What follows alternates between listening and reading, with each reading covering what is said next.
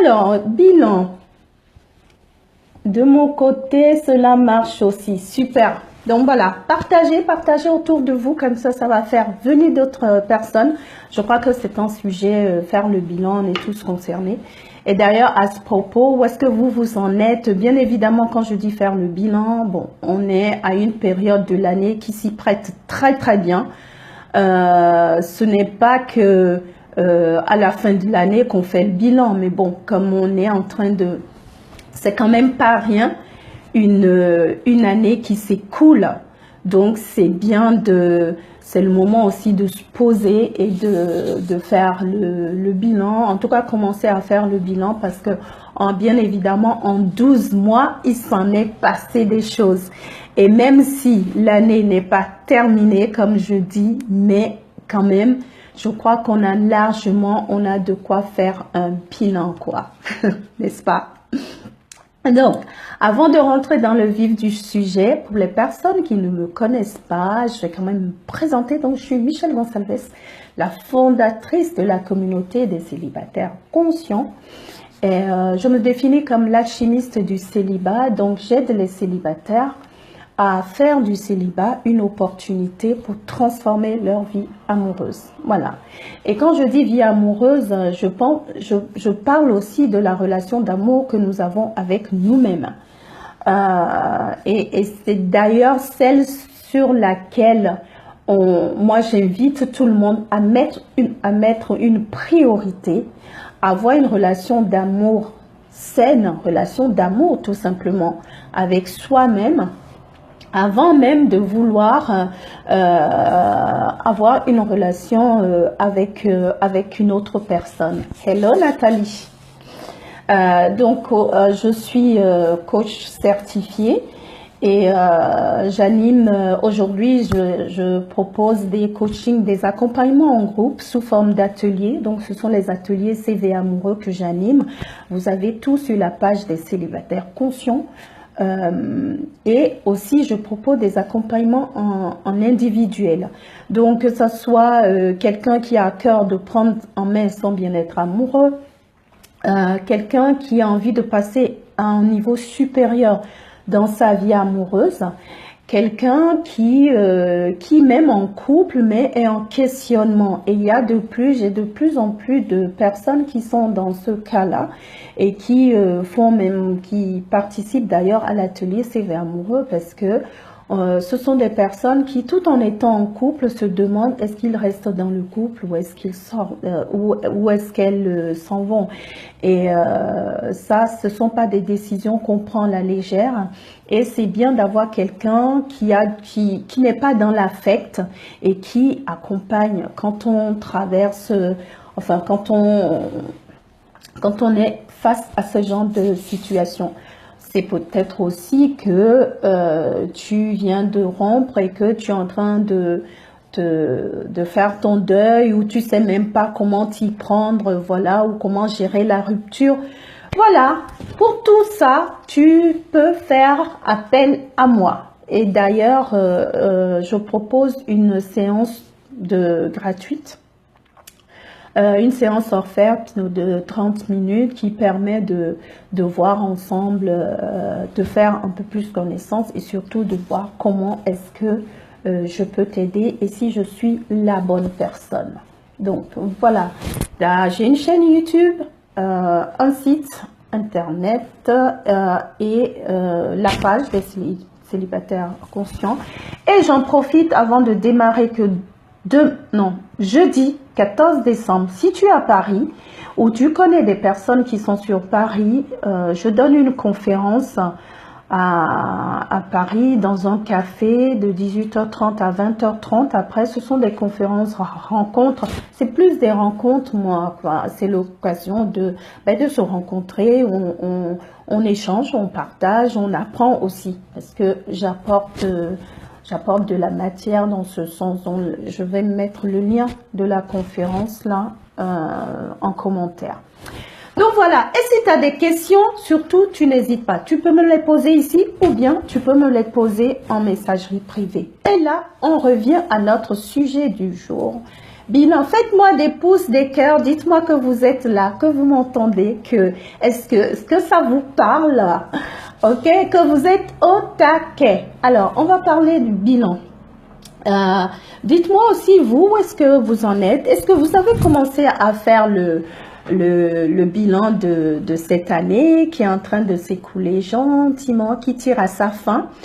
Où est-ce que vous en êtes par rapport à ça? Ou vous n'avez pas commencé? Ou vous avez commencé? En tout cas, peu importe si vous avez commencé, eh bien, c'est très bien. Si vous n'avez pas commencé, ben, c'est le moment de le faire. Hein. Et puis après, c'est juste se lancer. Et comme je disais tout à l'heure, on n'attend pas forcément la fin de l'année pour faire le bilan.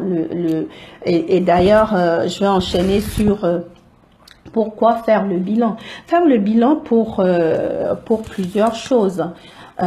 C'est un moment qu'on prend pour soi, pour évaluer, je dirais, les choses de façon objective. C'est un moment pour poser les choses et mettre, comment dire, poser ce qu'on a accompli, voir ses accomplissements vraiment de façon objective. C'est faire le bilan aussi pour prendre du recul par rapport à ce qu'on a fait, ce qu'on n'a pas fait.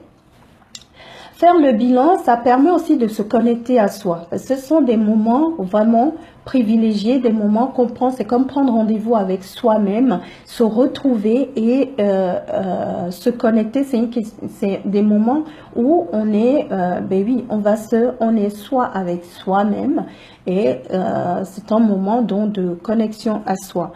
Qu'est-ce que je pourrais dire aussi? Ça permet aussi de prendre, comme je dis, de prendre du recul, de relativiser les choses. Et surtout, le bilan permet aussi de passer à un niveau supérieur, d'évoluer. Parce que quand on fait le bilan, c'est le moment où on voit, ok, qu'est-ce qui a marché, qu'est-ce qui n'a pas marché, qu'est-ce qu'on a accompli, qu'est-ce qu'on n'a pas accompli. Pourquoi ça a marché? Pourquoi ça n'a pas marché? On peut faire des croisées, on peut se poser, il y a des tonnes de questions qu'on peut se poser quand on fait un bilan. Et d'ailleurs, à ce propos, à 20h45, il y a Sandrine et Nicolas Devic. Je ne sais pas si vous les connaissez, mais moi je les adore. C'est un couple de coachs, d'entrepreneurs qui accompagnent les gens à entreprendre leur vie. Et justement, ils vont faire tout à l'heure un live ou un webinaire sur le sujet. Donc moi je vais y assister. Donc quoi qu'il arrive, il va falloir qu'on arrête à temps pour que moi je puisse aller rejoindre le webinaire. Et je mettrai le lien aussi si vous avez envie de suivre, eh bien tant mieux. Après, je ferai un récap de tout ce que j'aurais pris avec les questions. Je vous enverrai, je ferai un PDF qui pourra vous inspirer aussi. Voilà. Donc, pour toutes ces raisons, faire un bilan, c'est vraiment, on ne peut pas, enfin, si on a envie d'évoluer en conscience, si on a envie de s'améliorer, si on a envie de se transformer, si on a envie de passer à un niveau supérieur, on ne peut pas faire l'économie d'un bilan. Et il y a des moments dans la vie qui sont vraiment propices à ça. Comme la fin de l'année, on a quand même eu 12 mois et en 12 mois il s'est passé des choses. Donc faire son bilan à la fin de l'année, ça permet de voir ce qu'on a accompli, ce qu'on n'a pas accompli, de voir les obstacles, comment on a réagi par rapport à ça, qu'est-ce qui nous a marqué dans l'année par rapport à des objectifs que peut-être qu'on a posé en début d'année ou en milieu d'année. Où est-ce qu'on en est par rapport à ces objectifs? Qu'est-ce qui a manqué? Qu'est-ce qu'on pourrait mettre en place? Qu'est-ce qu'on a fait? Qui on a été? Qu'est-ce qu'on a eu? Qu'est-ce qu'on n'a pas eu? Voilà, et de se poser et voir tout ça pour se dire, ok, maintenant j'ai fait mon bilan, où est-ce que j'ai envie d'aller? Comment est-ce que je vais continuer le chemin? Qu'est-ce que j'ai besoin de mettre en place? Et c'est là où après viennent les objectifs. Et quand on sort des objectifs après un bilan, je crois que c'est puissant parce que quand on a bien fait son bilan et qu'on a vu ce qu'on a fait, ce qu'on n'a pas fait, Et surtout qu'on a regardé aussi les conséquences, je n'ai pas fait ça, quelles sont les conséquences pour moi. C'est le moment aussi d'aller se reposer des questions sur son why. Pourquoi est-ce que j'ai voulu faire ça? Pourquoi est-ce que je fais ça? Donc c'est vraiment, comme je dis, il y a plusieurs questions, plusieurs façons d'aborder la chose. Donc, profitons de ce moment-là justement pour poser les choses et surtout se préparer pour l'année à venir. Parce que comme on peut le voir, hein, c'est facile de faire les résolutions de début d'année. Moi, je ne fais plus ça. Si je pose vraiment, je fais un bilan et je pose des objectifs concrètement. Je vois vraiment quelles sont mes intentions. Ça permet aussi d'aller questionner, d'aller voir ses intentions dans chaque objectif ou quoi. Quelle est mon intention ou quelle a été mon intention? Parce que le fait de voir l'intention, ça permet, ça peut expliquer aussi pourquoi j'ai pu accomplir telle chose et pourquoi je l'ai pas accompli. De revoir ses intentions. Donc tout ce que quand tu vas faire ton bilan, pose-toi devant ce que tu as accompli, pas accompli, enfin, tes intentions.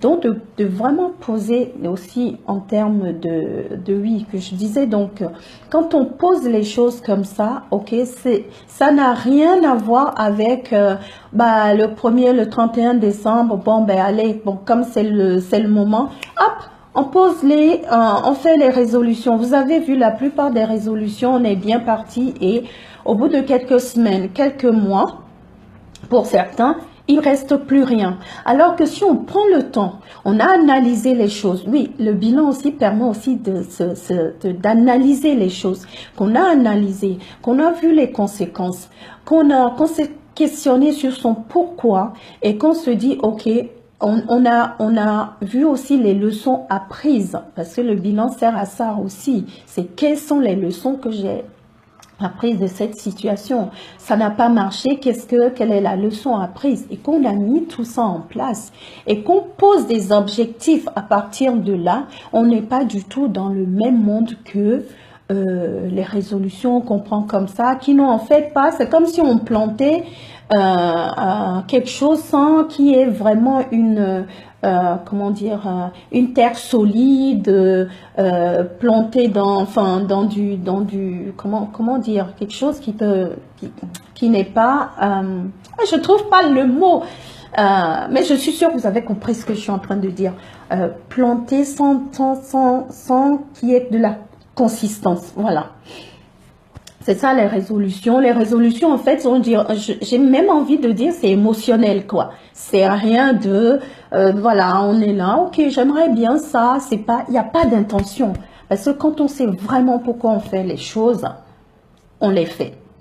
Et quand on les fait pas, c'est pas parce qu'on sait aussi qu'on y arrive toujours, mais c'est pas grave. Notre job, c'est pas de culpabiliser, c'est pas de se taper dessus, c'est de voir objectivement, ok, ce qui a été fait, ce qui n'a pas été fait et où on a envie d'aller.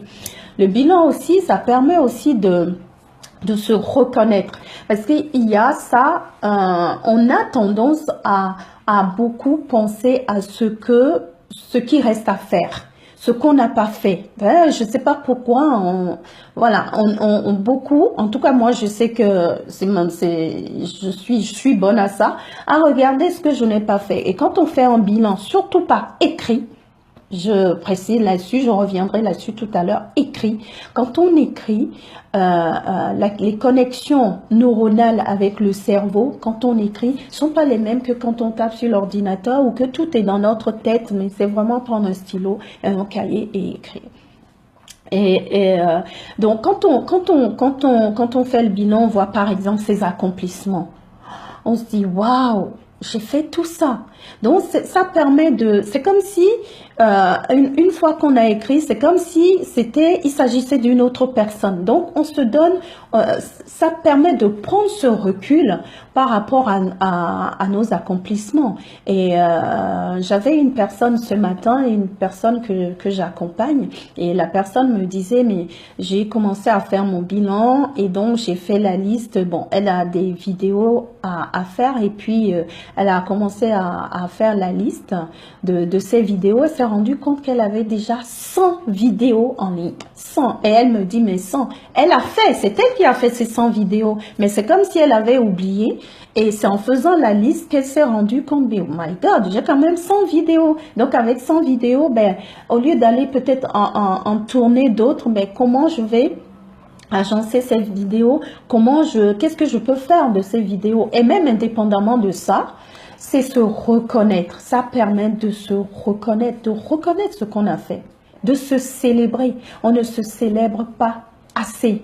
Donc tout ça, avec tout ce que je viens de vous dire, j'espère que ça vous donne envie de courir, faire votre bilan ou continuer à le faire, et puis ben, peut-être d'aborder le bilan avec comment dire, un certain aspect peut-être que vous n'avez pas fait, que tu n'as pas fait jusqu'à maintenant. Donc, si on veut parler d'étapes, d'abord, ça permet donc d'écrire les souvenirs, de poser les choses, de mettre des souvenirs.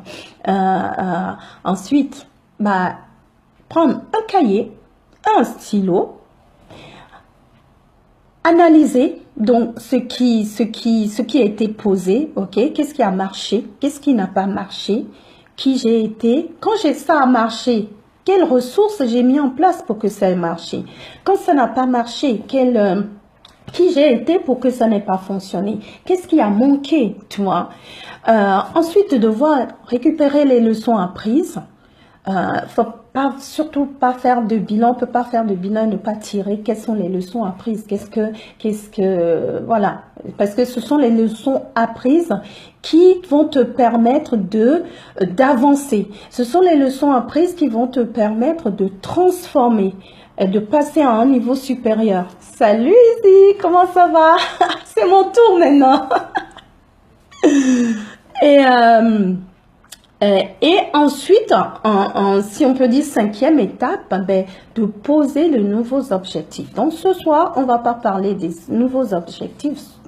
Ce sera le thème du live la semaine prochaine, ce qu'on a envie de mettre en place pour 2018.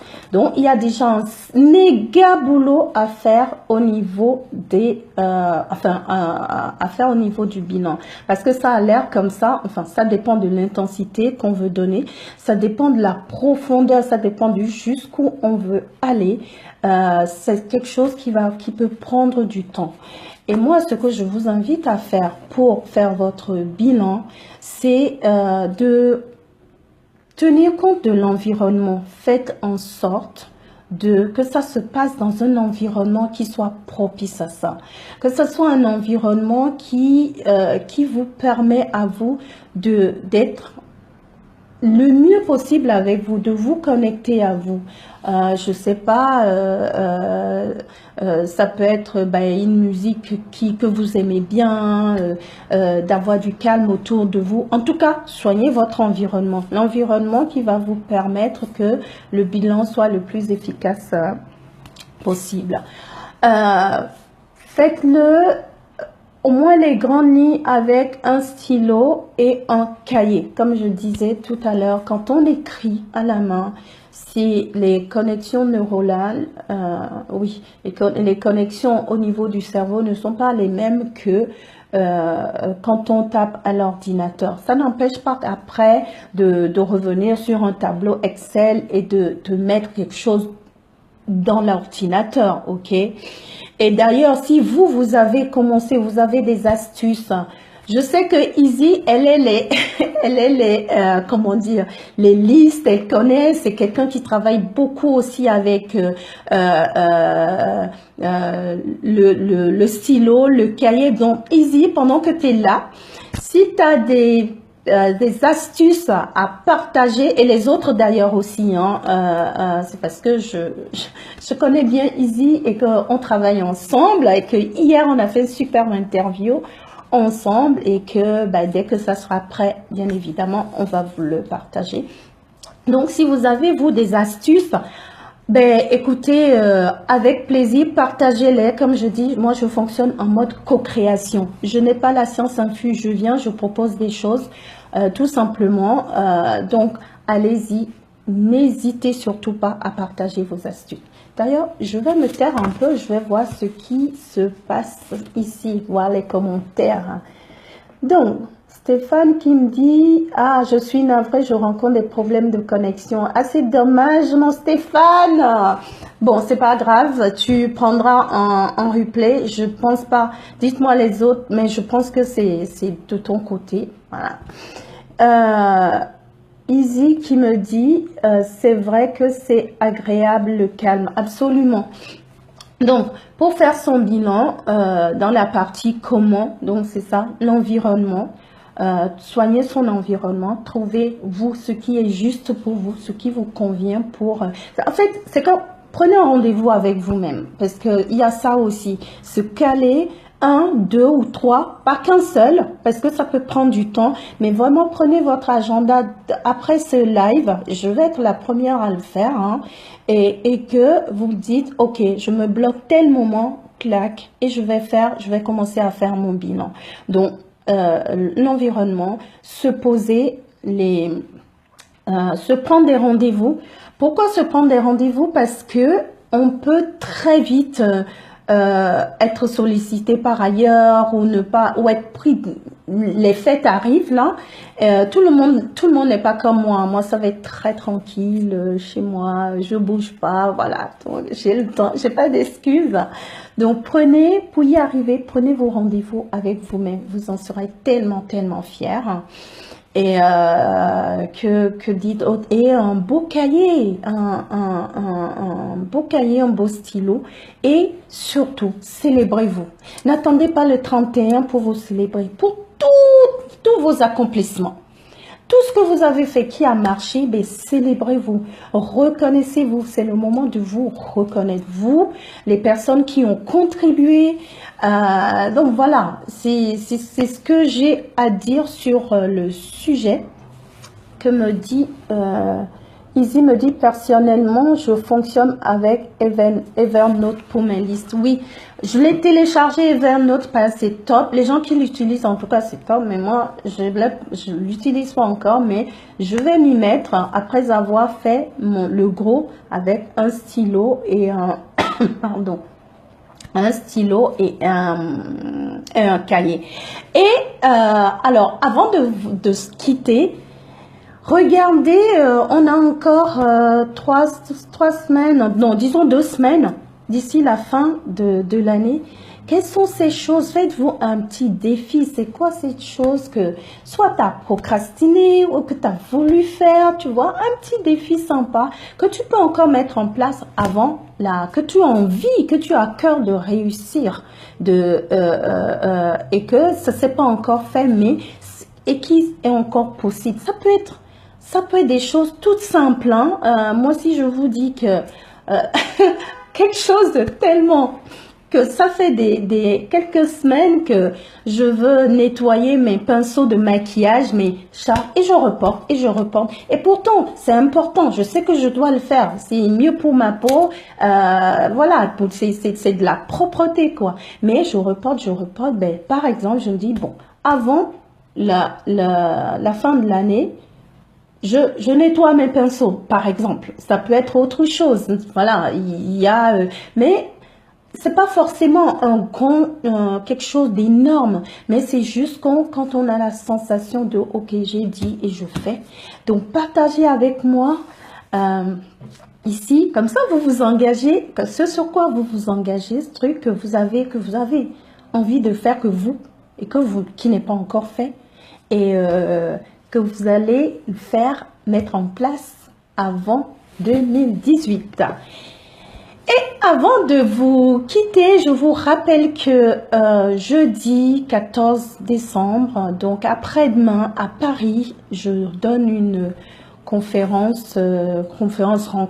rencontre autour du célibat, de la célibatite à la célib-conscience. Vivre le célibat autrement, où je partage des clés pour vivre son célibat en conscience, où je partage mon parcours aussi et où on a un moment d'échange entre